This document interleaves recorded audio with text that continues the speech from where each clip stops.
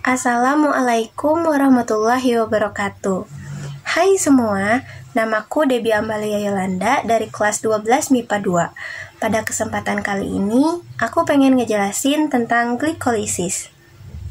Jadi, glikolisis merupakan tahap pertama pada proses respirasi aerob. Proses ini biasanya dikenal dengan sebutan sugar splitting atau proses pemecahan glukosa yang berkarbon 6. Proses ini terjadi di sitosol atau di luar mitokondria dan menghasilkan 2 molekul pirufat, 2 NADH, dan 2 ATP. Nah, glikolisis terbagi menjadi 10 proses yang masing-masingnya tuh ngelibatin enzim yang berbeda. Proses yang pertama dimulai dari enzim heksokinase yang akan mengubah glukosa menjadi glukosa 6-fosfat. Enzim ini akan mentransfer gugus fosfat dari ATP ke glukosa. Nah, disinilah ATP pertama kali digunakan. Proses kedua ada enzim fosfoglukoisomerase yang akan mengkonversi dari glukosa 6-fosfat menjadi fruktosa 6-fosfat. Sebenarnya mah sama-sama aja gula, cuma beda di strukturnya aja. Proses yang ketiga ada enzim fosfofruktokinase yang akan mengubah fruktosa 6-fosfat menjadi fruktosa 1,6 bifosfat. Pada proses ini, fosfat akan ditransfer dari ATP untuk digunakan yang kedua kalinya.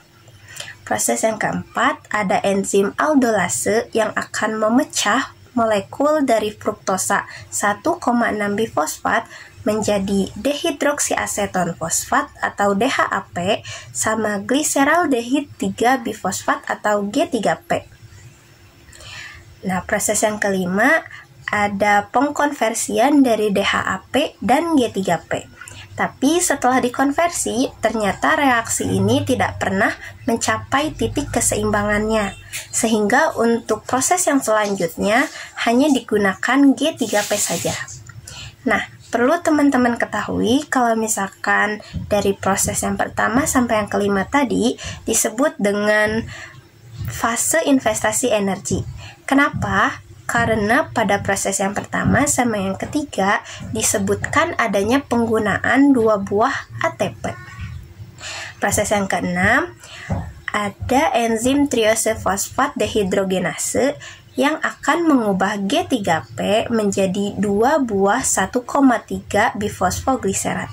Nah, kalau di buku tuh menjadi ada 2 buah bagian yang bercabang, cuma karena aku menjelaskannya secara lisan bukan secara visualisasi, jadi aku akan menyebutnya dengan 1,3 bifosfogliserat dikalikan 2 buah. Pada reaksi ini ada 2 reaksi yang terjadi. Yang pertama ada G3P yang akan dioksidasi melalui transfer elektron ke NAD+ sehingga menghasilkan 2 NADH, sama ada reaksi dari 2 gugus fosfat yang akan terikat di substrat dengan bantuan energi yang dihasilkan dari reaksi ini sendiri gitu. Proses yang ketujuh ada enzim fosfogliserokinase yang akan mengubah 1,3 bifosfogliserat menjadi 3 fosfogliserat. Nah, pada proses ini 2 fosfat akan ditransfer ke 2 ADP untuk menghasilkan 2 ATP. Proses yang ke-8 ada enzim fosfogliseromutase yang akan mengubah 3 fosfogliserat menjadi 2 fosfogliserat. Proses yang ke-9 ada enzim enolase yang akan mengubah 2 fosfogliserat menjadi fosfoenolpirufat atau PEP. Nah, pada proses ini pada saat yang bersamaan dihasilkan pula 2 molekul H2O atau air.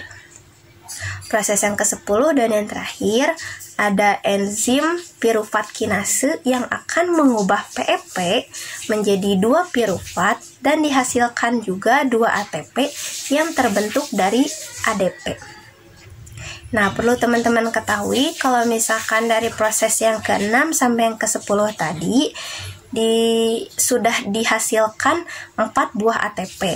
Tetapi karena pada fase investasi energi sudah dipakai 2 ATP, berarti kita kurangi dan hanya tersisa 2 ATP.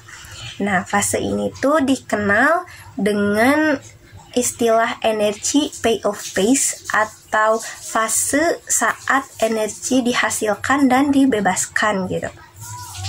Kesimpulannya, glikolisis ini terbagi menjadi 2 fase utama, yaitu ada fase investasi energi, karena pada proses yang pertama sama yang ketiga disebutkan adanya penggunaan 2 buah ATP yang terjadi secara endergonik. Tetapi investasi energi ini akan dilunasi dan ditambah dengan bunga karena pada fase pembebasan energi dihasilkan 2 buah molekul pirufat, 2 NADH, dan 2 ATP. Nah, perlu teman-teman ketahui juga kalau misalkan masing-masing dari pirufat yang dihasilkan ini tuh mengandung 2 karbon. Berarti kalau 3 karbon. Jadi kalau misalkan dikaliin 3 karbon dikali 2 berarti memiliki jumlah 6 karbon. Berarti pirufat ini tuh selaras dengan atau sama dengan jumlah karbon yang dimiliki oleh glukosa. Jadi intinya tuh glikolisis kayak pengkonversian dari glukosa menjadi pirufat, menjadi 2 buah pirufat, tapi si jumlah karbonnya tuh pada akhirnya tuh sama-sama aja 6 gitu. Segitu aja penjelasan dari aku. Semoga mudah dipahami. Kurang lebihnya mohon dimaafkan. Dan wassalamualaikum warahmatullahi wabarakatuh. Bye-bye.